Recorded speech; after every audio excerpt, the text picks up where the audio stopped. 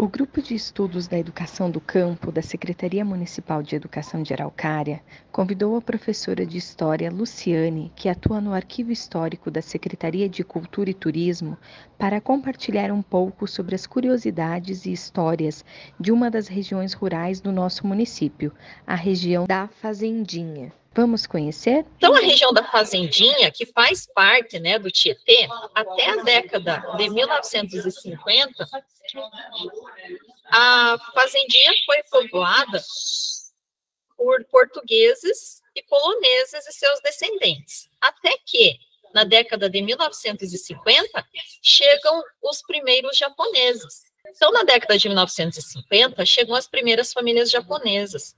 Os japoneses também vieram com essa política imigratória do governo em 1908, vieram do Japão, mas se estabeleceram principalmente na região de São Paulo. E em 1950, eles vieram por conta, já não com uma iniciativa do governo, mas algumas famílias vieram por conta de São Paulo aqui para a região da Araucária, se estabelecendo ali na região da Fazendinha, também na região ali de Campo Redondo ali, né, principalmente na Fazendinha. A Fazendinha ficou, a partir de então, caracterizada como uma área de colonização japonesa. Olha que bonitinha essa foto da família Washida, de 1980. Até a chegada dos japoneses, a escola funcionava num paiol do Miguel Dudek. Então, as aulas aconteciam onde dava, né? Então, ali, o Miguel Dudek resolveu, né, então, fornecer o seu paiol, né, para poder ter algumas aulas, para dar aula para a criançada ali da região, né? Então, veja que gesto bonito, né? De abrir mão de um bem seu para o bem comum. E foi, então, construída, depois da chegada dos japoneses, a escola Alial Washida, onde atualmente encontra-se a unidade de saúde ali da Fazendinha. Os japoneses cultivavam principalmente frutas, verduras e legumes, e tinham também granjas para a produção de ovos, né? Uma grande marca deles, né? É a produção de ovos nas granjas ali da região. Produziam principalmente frutas e tomates, né? Tomate entre ali, a produção deles é muito marcante. Vejam essa foto aqui, ó. Família Tanaka em lavoura de tomates na Fazendinha, em 1958. Veja quantos filhinhos tem a família Tanaka. Vocês conseguem contar quantas crianças tem na foto? 1, 2, 3, 4, 5, 6, 7, né? Então, a gente diz, porque os poloneses faziam muitos filhos. Não, os imigrantes de uma forma geral, né? Se tinha muito, porque quanto mais filhos, mais mão de obra para ajudar na roça, ajudar na lavoura, né? Observem que as crianças estão descalças. Lembra que eu falei, né? Daquela dificuldade para se comprar o sapato, né? Então, veja, as crianças ali, elas estão descalças. Tem uma só, acho que é a mais velha só, que tem uma sandalinha. Mas as outras descalças, era um costume, né? De todos os colonos da época. Olha aqui que bonitinha a família Tanaka na frente de um pomar de pêssegos em flor, em 1990. Então, a fruticultura, ela, na verdade, quem trouxe a produção dessas frutas para a Araucária foi a família Geyer, né, da propriedade Geyerovo, mas eles, então, repassaram esse conhecimento para os descendentes de japoneses da Fazendinha, que se adaptaram muito bem, porque lá no Japão eles já tinham esse costume de produzir as frutas, e ali se deu super bem.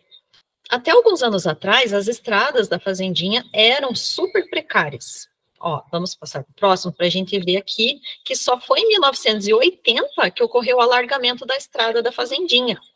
Então, antes de 1980, as estradas eram carroçáveis, muito difíceis, né, de se passar.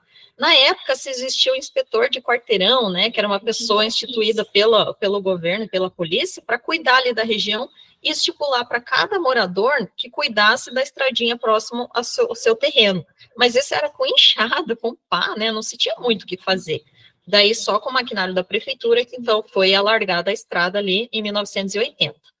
Aqui a gente tem um relato de um morador da região, o Edmundo Falas, né, em 2015, e ele falou o seguinte: para ir para Araucária, fala-se ir para Araucária como se não fosse da região, né, como se fosse ir para o centro da Araucária. Para ir para Araucária, às vezes em dia de chuva, que não tinha ônibus, nós pegava o sapato, pendurava nas costas e ia descalço até a ponte do Iguaçu, do Rio Iguaçu, lavava os pés, aí colocava o sapato, de volta a mesma coisa. Chegava na ponte, tirava o sapato e vinha a pé pelo barro. De bicicleta, se chovesse, tinha que deixar lá, não vinha, tinha barro, né? Aí uma altura jogava a bicicleta no mato e vinha a pé. Aí no outro dia secava a estrada, endireitava, aí voltava a buscar a bicicleta. Então, veja, nem bicicleta conseguia passar por essas estradas ali, né? Mais para frente, a gente tem também um relato do senhor Tsugio Tanaka, que disse numa entrevista que ele deu para a gente em 2003, que eles, os japoneses, né, trouxeram a mudança em 2 caminhões, eles já tinham caminhões, né, uma novidade aqui para Araucária. E um deles encalhou na subida e teve que passar a noite ali. E a chegada foi tão difícil que quando finalmente conseguiram, eles até choraram de alegria. Pense, né, nas dificuldades que se tinha ali nessa área rural. Aqui a gente tem a foto, né, de quanto os japoneses tinham, né, então os caminhões, né, não necessariamente esse, mas aqui já no desfile dos 90 anos de Araucária, em 1980, a gente tem aqui a presença, então, da comunidade japonesa da fazendinha, né, desfilando ali no seu caminhão. Olha, todos eles arrumadinhos de kimono, né? As granjas, elas precisavam de energia elétrica para funcionar em São Paulo, eles já tinham acesso.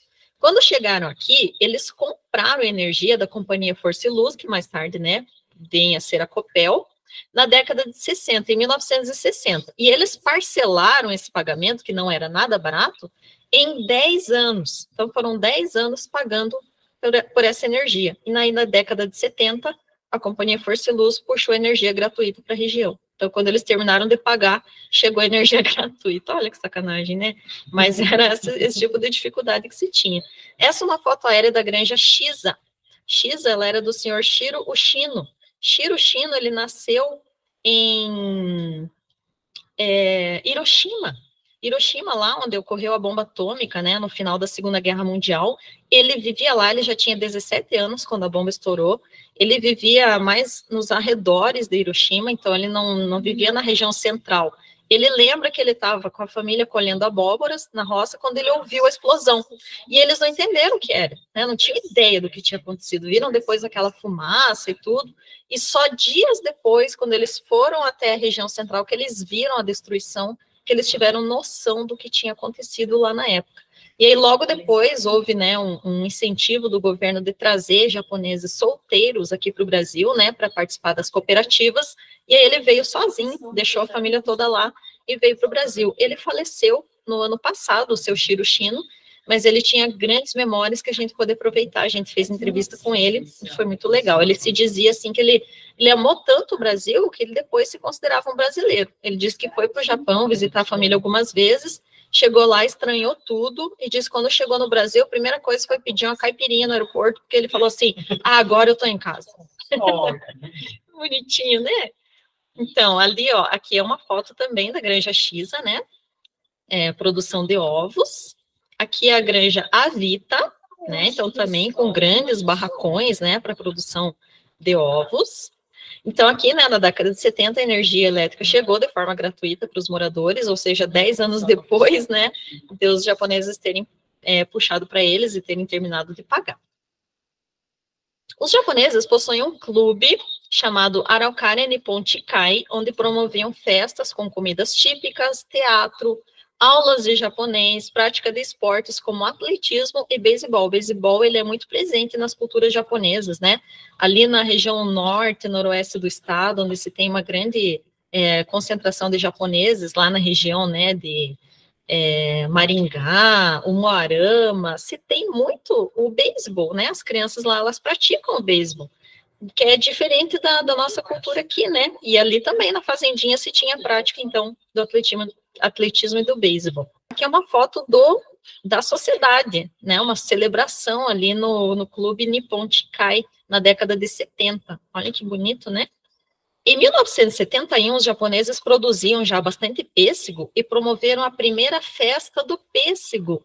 Então, aquela tradicional festa que existia em Araucária, que agora, infelizmente, não está mais tendo, mas a primeira quem organizou foram os japoneses ali da fazendinha, na fazendinha. Então, era uma festa deles ali, a primeira festa do pêssego, em 1971.